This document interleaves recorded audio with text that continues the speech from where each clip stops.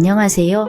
저는 결혼 2년 차 되기도 전에 이혼하게 된 30대 여성입니다.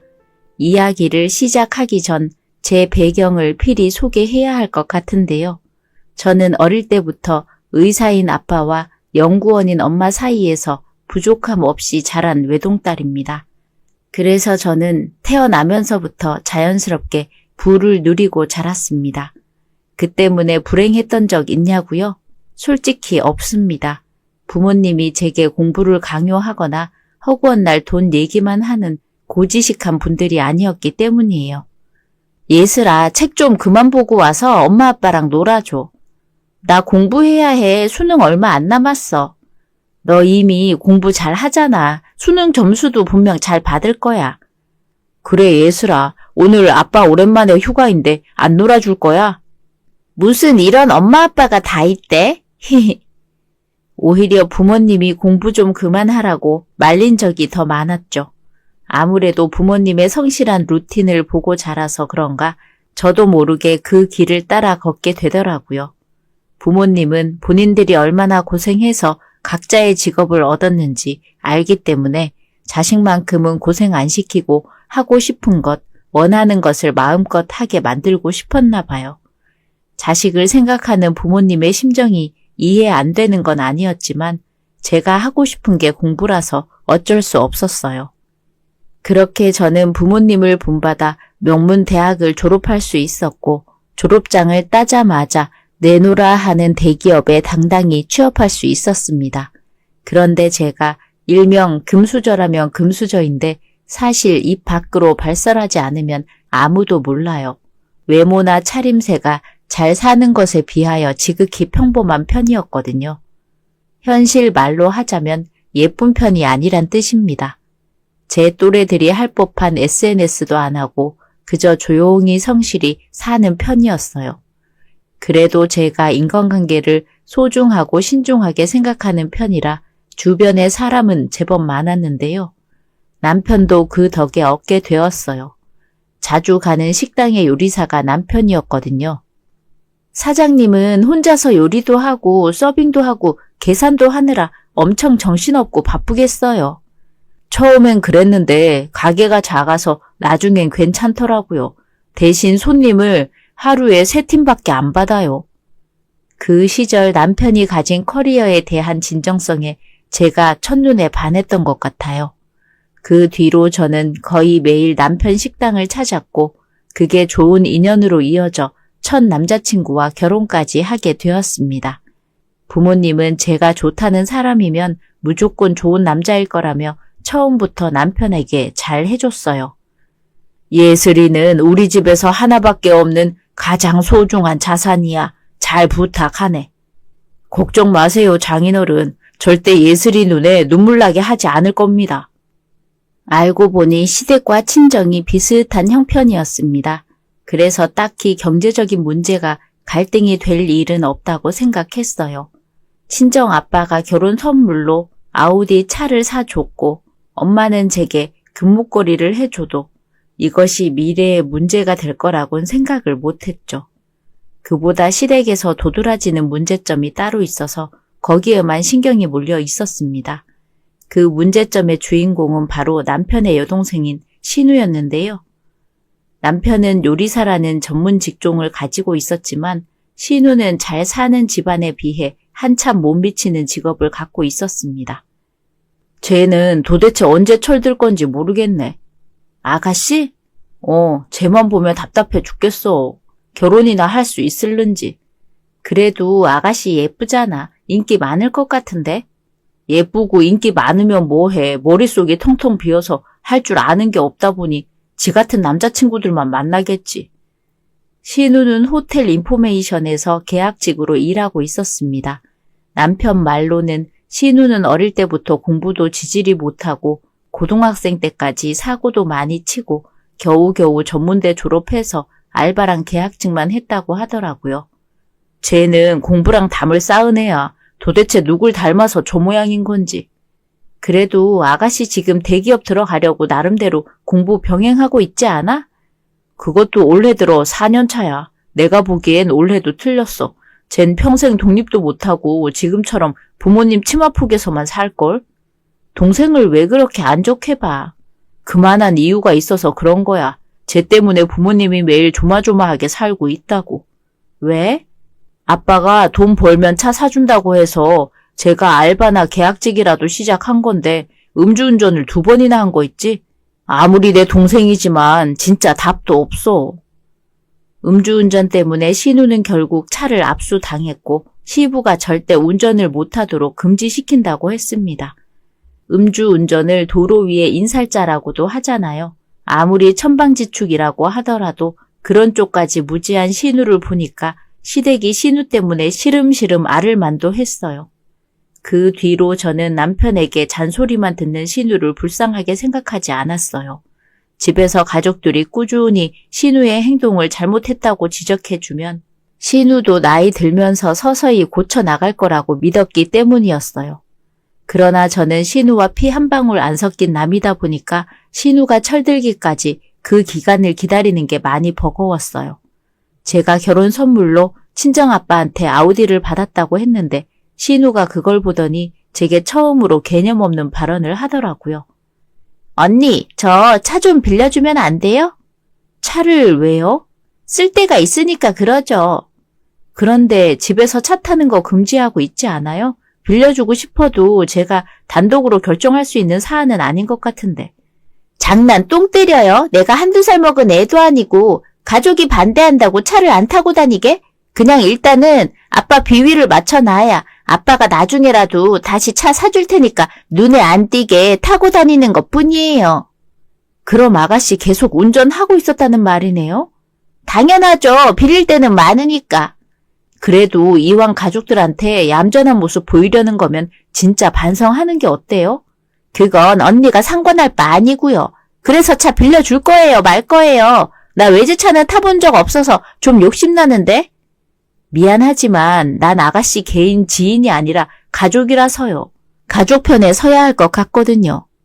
결혼하기 전에는 남편이 신우를 잘 안 보여주려고 해서 얼마나 철딱선이 없는지 몰랐는데 가족이 되고 나니 어쩔 수 없이 주기적으로 마주치다 보니까 참 양아치가 따로 없더군요. 누군 외제차 없어서 안 타는 줄 아나? 네, 없어서 안 타는 줄 알았는데요. 방금까지 외제차 몰아본 적 없다고 본인 입으로 시인했잖아요. 헐, 이 언니 성격 있네. 더러워서 안 빌려요. 이 말까진 안 하려고 했는데 외제차도 급에 맞는 사람이 타는 건데 언니가 아우디 타니까 아우디가 완전 경차 수준으로 보이는 거 알아요? 푹! 꼴통인데 자존감까지 낮다 보니까 자격지심도 큰 것 같았어요. 갈수록 저한테 얼마나 공격적으로 행동하는지 제가 어른을 상대하는 건지 미성년자를 상대하는 건지 모를 정도로 미성숙한 반응들이었습니다. 신우는 예쁘장한 외모 때문에 남자친구가 끊이지 않는 편이기도 했는데요.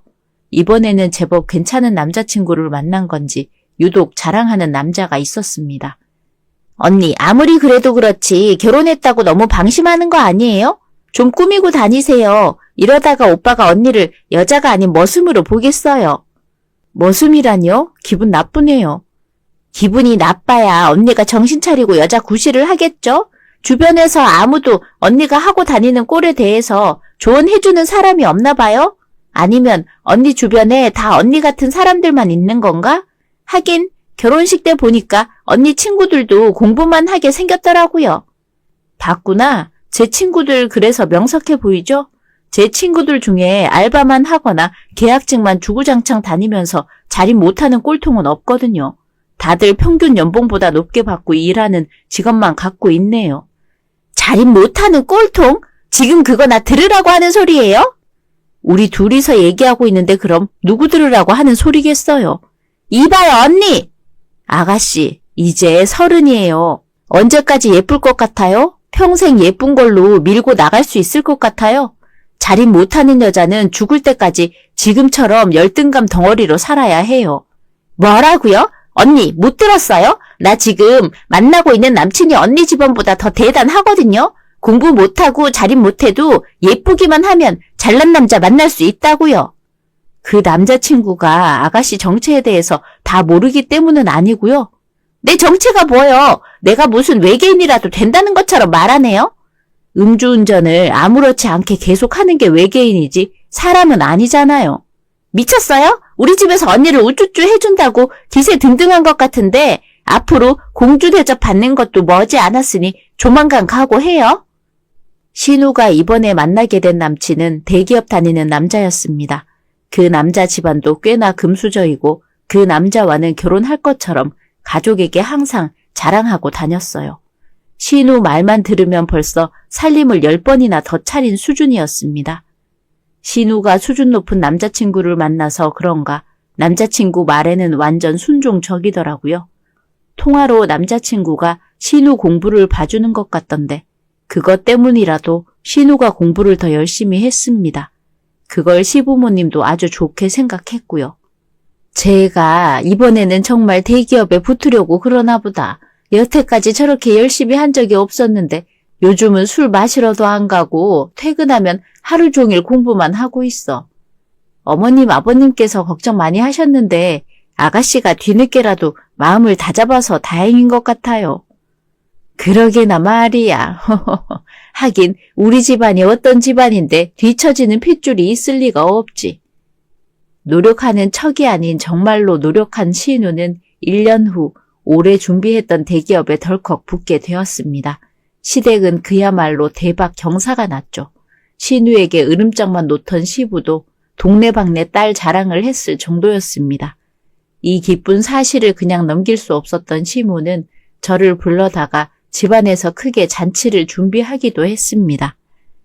축하해요, 아가씨. 내가 안 해서 그렇지 막상 덤벼들면 언니보다 훨씬 뛰어난 사람이에요.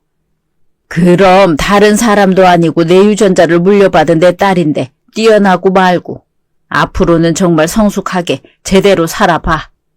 아빠 말대로 이젠 어린 애들이나 하는 그런 철딱서니 없는 인생 그만 살고 철 좀 들어라. 축하해. 그게 축하한다는 사람의 태도냐? 나보다 능력 좋아진 여동생이 아직 적응이 안 돼서 그런다 뭐. 남편은 신우를 오랫동안 지적만 해와서 칭찬하는 걸 다소 머쓱해 했습니다. 그럼에도 본인의 여동생이 끝내 대기업에 입사하게 되니 이제는 대견스러운 것 같더라고요. 인정합니다. 신우가 비록 싸가지가 없더라도 자기 비전을 위한 그 끈기와 노력은 박수칠만 했습니다. 그래서 저도 진심으로 축하의 마음을 담아 선물을 준비했는데요. 그런데 언니는 말로만 축하해줘요? 내 친구들 새언니는 기념일만 되면 선물 준다고 하던데. 안 그래도 취업 선물 준비했어요. 저는 신우에게 종이 가방 하나를 건넸습니다. 그걸 받자마자 풀어본 신우의 표정은 다소 떨떠름했어요. 가방이네? 이런 건 남친한테 얼마든지 받을 수 있는데. 명품백을 받고도 시큰둥한 사람은 처음 봐서 저도 참 당황했습니다. 제 선물을 받고 기뻐 날뛰라는 건 아니었지만 그래도 사람의 성의가 있는데 대놓고 면박 주는 건 예의가 아니지 않나요? 하긴 그 싸가지가 대기업 붙었다고 바로 어디 가겠습니까? 가족 모임 망치고 싶지 않아서 저는 최대한 분위기를 무마해 보려고 했어요. 그런데 당황스럽게도 신우 옆에 있던 시모가 더 기가 막힌 소리를 하더라고요. 새언니라는 사람이 능력도 좋으면서 겨우 가방이 뭐야? 이걸 어디다 써? 가방은 우리 딸 방에 널리고 널렸는데. 아, 어머님, 그래도 명품이라서 500만 원짜리예요. 어머나, 500만 원? 신명나게 험담하던 시모랑 신우는 가방 가격을 듣고 살짝 주춤거렸습니다. 그것도 잠시 금세 표정 관리하더니 다시 저를 센스 없다고 질책했어요. 명품백 들고 다닌다고 출근 잘하는 것도 아니잖아. 이게 대기업 들어간 우리 딸한테 무슨 도움이 된다고? 원래 취업 선물이라는 건 일하러 다닐 때 유용한 걸 줘야 하는 거야. 시모가 말하는 꼴을 보니 왠지 저한테 따로 바라는 선물이 있는 것 같았습니다. 어머님이 그것을 직접적으로 언급하기 전까진 몰랐어요. 그 얘기는 한참이나 민기적거리며 안 하더니 아버님이 잠깐 화장실 간다고 자리를 비운 사이에 흘러나왔습니다. 이제 대기업 다니면 우리 딸 차도 필요할 텐데 걱정이네. 그러니까 엄마, 차는 무조건 필요해. 가족한테나 차 선물을 받지 어디 가서 차 선물을 받을 수 있겠어. 이딴 명품 가방은 지나가는 똥개도 쉽게 해주겠다. 그러니까 시모랑 신우는 제게 원하는 바가 차였던 거예요. 아무리 가족이라고 해도 그렇지 제가 신우 취업 선물로 어떻게 차를 뽑아주겠어요. 저희 집이 차 한 대 못 뽑아줄 정도로 못 사는 건 아니었지만 신우가 제 자식도 아니고 차는 심하잖아요.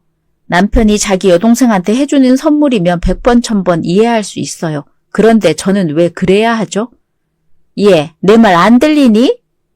아, 듣고 있어요, 어머님. 요즘 명품백은 가족끼리 해주는 거 아니란 소리야. 네 능력 정도면 차 해줄 수 있지 않아? 아니면 사돈한테 새 차 하나 더 뽑아달라고 하고 네가 타는 차를 우리 딸 줘도 괜찮을 것 같은데 중고차라고 해도 괜찮지 딸. 내가 원래 새가 아니면 안 쓰는데 새언니가 주는 거면 그 마음에 감동해서라도 받지. 제 차가 좀 이쁘긴 하죠. 저희 아빠가 보는 눈이 좋아서 제일 예쁜 차로 골라줬어요. 제 인생에서 첫 차인데 혹시 긁히기라도 할까봐 얼마나 아끼면서 타는지 몰라요. 그래? 그럼 깨끗하겠네. 더 좋다. 네, 완전 깨끗해서 늘 새 차 타는 것 같아요. 이래서 다들 비싼 차 사고 싶어 하나 봐요. 그래, 자랑 그만하고 그래서 네 차 어떻게 할 건데? 어떻게 하긴요. 아빠 생각해서라도 관리 잘 하면서 타야겠죠? 예, 내 말 무슨 말인지 이해가 안 되니? 언니, 지금 이해 못하는 척 하는 거죠? 아버님 술 다 드셨네? 저도 술 한잔 시원하게 해야겠어요. 시모가 계속 노골적으로 얘기했지만 저는 끝까지 눈치 없는 척, 모르는 척 하면서 시부가 나타날 때까지 그 상황을 모면했습니다. 그러니 나중엔 시모가 대놓고 제게 쌍심지를 켜더라고요. 갖고 싶은 장난감을 결국 손에 넣지 못한 유치원생이 시샘하는 느낌이었습니다. 그렇게 차 문제는 넘어가나 싶었어요. 어느 날 남편이 오랜만에 설레는 제안을 하더라고요. 우리 둘이 여행 가자고? 갑자기 왜? 원래 여행은 갑자기 가야 재밌잖아. 그리고 우리 결혼하고 나서 한 번도 데이트 못한 거 알아? 난 신혼을 충분히 즐기고 싶거든. 그간 시댁과 보낸 시간이 더 많았고 부부끼리 즐긴 시간은 없어서 남편의 데이트 제안이 더 설렘으로 다가왔습니다. 기분 좋게 남편과 단둘이 여행을 가게 되었어요. 이 일에 대해서 시댁도 알게 되었는데 놀랍게도 어머님이 저를 따로 불러서 용돈을 주더라고요. 아니에요. 저희 돈 있어요. 사실은 어머님이 용돈 주는 게 마음에 걸려서 당황한 게 아니라 안 그러던 짓을 하는 어머님의 친절이 당황스러운 거라 거절했습니다. 하지만 시모는 언제 그랬냐는 듯 저를 처음 대하는 것처럼 상냥하게 굴었어요. 원래 자식들이 여행 가면 부모한테 돈도 받고 그러는 거야. 내가 너한테 용돈 한 번 준 적 없잖니. 네가 우리 아들이랑 결혼한 이상 너도 내 딸이나 마찬가지니까 부담 갖지 말고 챙겨가. 어머님, 감사합니다. 솔직히 시모에게서 처음 느껴보는 엄마의 사랑인지라 감사하기만 했습니다. 그래서 저는 더 기분 좋게 여행을 즐길 수 있었어요. 하지만 제가 너무 순진했던 거더라고요. 무사히 귀국하고 귀가했더니 주차장에 제 차가 사라진 거예요. 여보, 내 차가 없어졌어. 이게 어디 갔지? 뭐? 없어진 거 맞아? 잘 생각해봐. 회사에 뒀다든지 친정에 뒀다든지 그런 거 아니고? 내 차는 내가 제일 잘 알지. 분명 우리 집에 뒀는데 어딜 간 거야? 일단 진정하고 오늘은 너무 늦었으니까 내일 일어나서 확인해보자. 내일도 휴일이라 남편 말대로 하는 게 나을 듯 했습니다. 그러나 도무지 잠이 오질 않았어요. 그래서 자는 남편을 굳이 깨우지 않고 저 혼자 집안의 CCTV를 확인했습니다. 그런데 충격적이게도 기록이 모두 지워져 있더라고요. 남편과 제가 여행을 마친 날부터만 기록이 남아 있었습니다. 제가 저희 집 CCTV 기능을 모를 리 없잖아요. 이건 분명 누가 CCTV를 건드렸다는 소리밖에 안 되었어요. 도대체 누가 건드린 걸까? 그 순간 저는 불현듯 제 휴대폰과 연결된 블랙박스의 기능을 뒤늦게 기억해냈습니다. 서둘러 제 휴대폰에서 어플을 접속했어요. 그리고 제 차량 절도범을 확인할 수 있었죠. 그러게 진작 달라고 할 때 줬으면 우리가 이 고생은 안 해도 되잖니. 이야, 외제차는 좌석 시트부터가 다르네. 이래서 다들 외제 하나 봐. 너 엄마가 차 훔쳐다 줬으니까 이번에는 음주운전 하면 안 된다. 안 해. 그나저나 새언니가 나중에 이 차 보면 어떡하지? 안 보게 잘 숨겨서 타야지. 어차피 네 아빠한테도 들키면 안 되니까 숨겨야 하는 건 마찬가지잖아. 그렇긴 하네. 엄마랑 나랑 죽을 때까지 비밀로 하는 거다? 네가 음주 운전만 안 하면 절대 들킬 일 없어. 그나저나 이거 블랙박스 칩 빼야 하는 거 아니야? 제 차를 훔친 건 다름 아닌 시모랑 신우였어요. 마지막 멘트를 끝으로 블랙박스까지 파손한 것 같았습니다. 어처구니가 없던 저는 그 새벽에 당장 시모에게 전화했어요. 전화를 안 받아도 받을 때까지 했습니다. 너 이게 무슨 행패야? 죄송합니다. 제가 급히 드릴 말씀이 있어서요. 이 새벽에 네 할 말이나 하자고 어른을 깨운 거야? 미쳤어?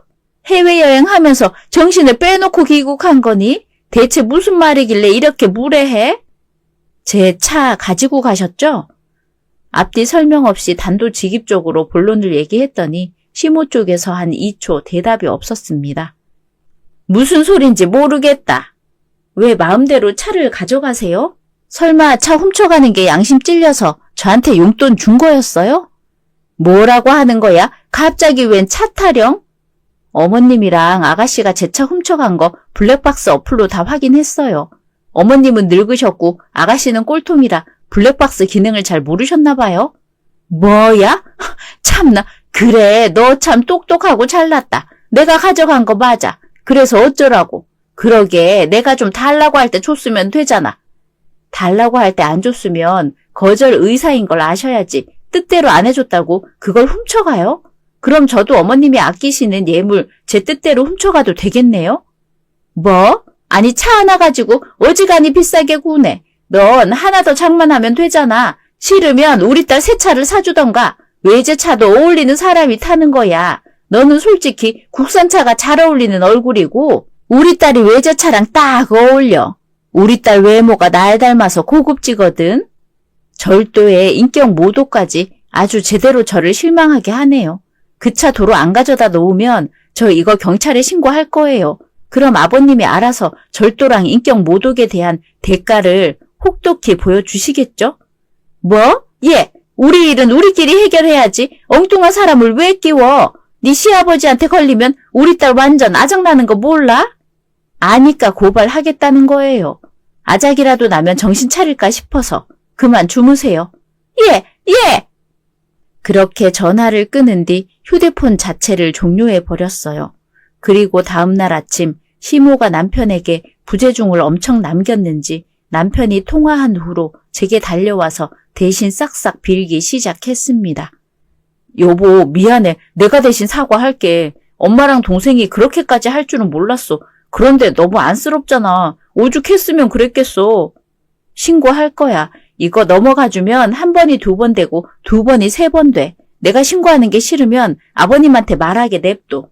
신고도 신고지만 아빠는 죽어도 안 돼. 여보, 한 번만 봐주라. 내 동생 대기업 어렵게 들어간 거 알잖아. 아빠한테 이거 들키면 대기업이고 뭐고 다 끝장나. 내 동생 삭발까지 당할 수도 있어.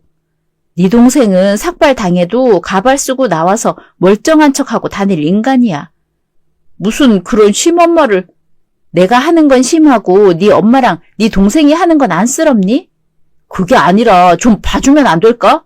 내가 이렇게 빌게. 내가 무슨 수를 써서라도 네 차 도로 돌려줄게. 그러니까 이번만 눈 감아줘. 응?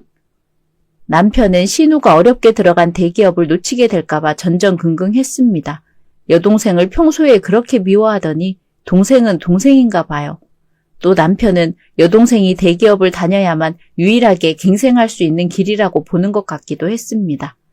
저 역시도 신우의 신분 세탁을 도와줄 대기업만이 신우가 사람 구실하게 해줄 유일한 빗줄기라고 생각하긴 했습니다. 그래서 남편이 어떻게 나오나 지켜보는 걸로 이 사태를 일단 보류했어요. 그러나 겨우 일주일 지났을 때 끝내 제게 폭발할 일이 발생하고 말았습니다. 신우가 음주운전하고 사고 낸 제 아우디를 몰래 우리 집에다가 갖다 놓았기 때문이었어요.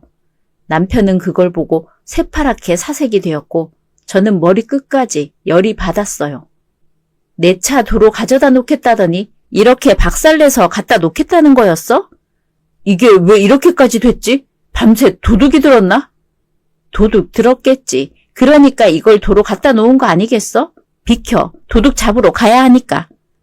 저는 당장 시댁으로 쳐들어갔습니다. 시부는 외출한 건지 집에 없었고 쥐새끼 2마리가 제발 저려하며 방구석에 박혀 있었어요. 남의 차를 훔쳐간 걸로 모자라 남의 차를 박살까지 내요? 그러고 나서 돌려주면 제가 아이고 감사합니다. 돌려주신 게 어디예요 하고 이해해 줄 거라 생각했어요? 아니 이 언니가 부자부자니까 언니가 하도 쌩 난리를 쳐서 원하는 대로 차 돌려준 거잖아요. 줘도 난리야. 너 참 말 잘했다. 보안이 이번에도 음주운전 때문에 사고 난 거지? 얼마나 술을 퍼마셨으면 차 안에 술 냄새가 진동을 할까? 음주 3번이면 대기업 해고도 가능한 거 알고 벌인 짓이니까 충분히 각오하고는 있겠네? 왜 느닷없이 반말이야? 그리고 지금 나 협박하는 거예요? 절도범한테 협박 한번 하는 게 뭐 대수라고 못하겠어? 얘, 너 제정신이야? 우리 집안 말아먹게 하려고 작정했어.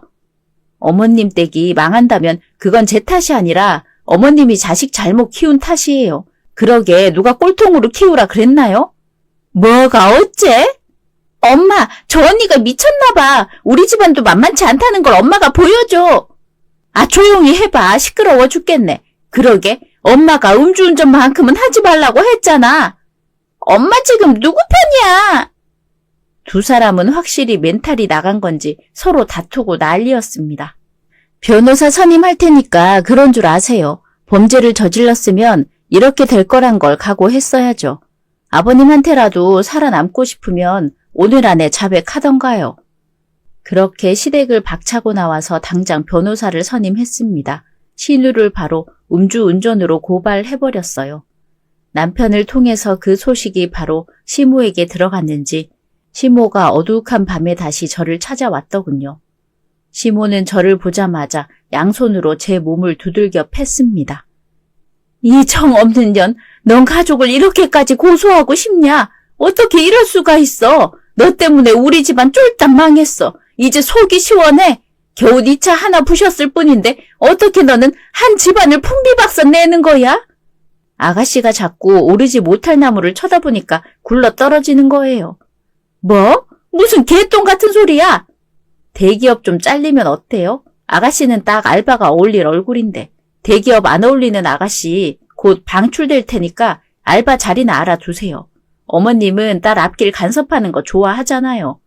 너 이러고도 우리 얼굴 보고 살 수 있어? 네가 우리 아들 믿고 이렇게 설치나 본데 우리 아들은 완전히 네 편일 거라고 생각해? 네 차를 우리가 어떻게 그리 쉽게 훔쳤을 거라 생각하니? 네? 너 얼마 전에 간 여행 있지? 그거 우리 아들이 네 눈 멀리 두게 하려고 일부러 너 데리고 떠난 거야. 네가 지금 우리를 고소하면 네 손으로 네 남편을 망치는 거나 마찬가지란 걸 알아도. 와, 이런 게 인생인가 싶었어요. 남편이 신우 편을 과하게 든다고 생각하긴 했는데 한통속이었는 줄은 몰랐습니다. 그래도 남편 하는 거 봐서 이혼까진 안 할 생각이었는데 이혼뿐만 아니라 고소까지 해야겠더라고요. 시댁을 뒤집어 엎고 온 저는 중간에 차 수리 견적을 받고서 집으로 돌아갔습니다.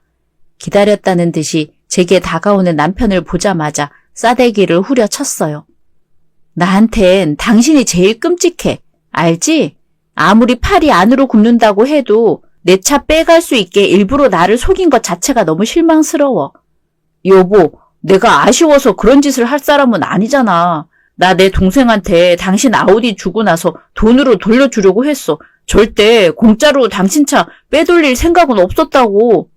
구구절절 변명할 필요 없어. 나도 사실 없는 집이 아닌 있는 사람들끼리 당하니까 갚아주는 게 하나도 안 미안하고 편하거든.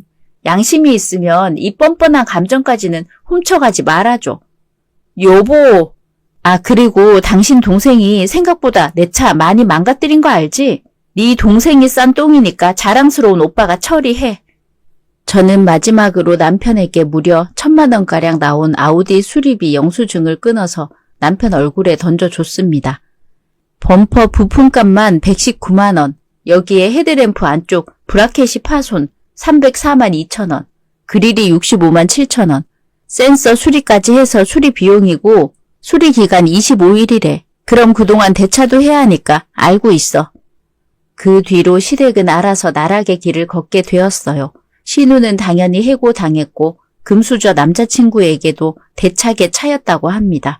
특히 그 남자친구가 신우를 벌레 보듯 끔찍한 시선으로 봤다고 하던데 예쁘면 괜찮다더니 결국 얼굴이 다가 아니란 걸 알았겠네요. 신우의 절망하는 모습을 사진으로 남기지 못한 것이 아까웠습니다. 뿐만 아니라 훨씬 더 강력한 이벤트는 역시 마지막에 터지더라고요. 참다 못한 시부가 자기 몰래 일을 저지른 시모에게 이혼 통보를 했다는 겁니다. 그것 때문에 다시는 볼 일 없을 줄 알았던 시모랑 신우랑 남편이 갑자기 또 제 개인 원룸으로 찾아와서 귀찮게 굴었어요. 잘못했다 아가. 다 내 잘못이야. 네가 시키는 거 다 할 테니 제발 우리 남편한테 가서 나 버리지 말라고 말 좀 해줘라. 언니, 제가 어떻게 하면 언니한테 용서받을 수 있을까요? 저 진짜 앞으로 언니가 꿇으라면 꿇고 죽으라면 죽을게요. 아우디 한 대 갚으라면 그것도 평생 갚을게요. 그러니까 제 남자친구한테 가서 제 짓이 아니라고만 해주세요. 저 남자친구랑 헤어지면 진짜 못 살아요. 여보, 다른 말 들을 필요 없어. 나랑 이혼하는 것만 취소해줘. 당신이 원한다면 우리 집안 식구들 안 보이는 곳에 가서 살게 해줄게. 우리 집안일 다 터져버리면 나 식당도 문 닫아야 해. 벼랑 끝에 내몰리니까 그제야 싹싹 빌며 구걸할 마음이 생기나 봅니다. 하지만 저는 더 이상 구렁텅이 안으로 기어 들어갈 생각이 없었어요. 그래도 보고 싶은 비참한 꼴들을 보고 악연을 끊어낼 수 있어서 통쾌하긴 했네요. 안타깝지만 모두 성인이니 본인의 행동에 책임을 져야 하잖아요. 저의 무관심 덕분에 시모는 끝내 버려졌고 신우는 어디 편의점 알바로 들어갔다고 합니다. 남편도 역시 잘 나가던 요리사였는데 신우 음주 관련으로 더럽다고 소문이 나서 가게 문도 닫고 얼굴도 팔렸다네요. 진작에 뿔뿔이 흩어졌어야 할 사람들이라 별로 불쌍하지도 않았습니다. 앞으로 남은 생이 창창할 텐데 인생 호락호락하지 않다는 걸 깨닫고 부디 정신 차리고 철 좀 들길 바라네요. 오늘의 이야기는 여기까지입니다. 재미있으셨다면 구독, 좋아요 부탁드립니다.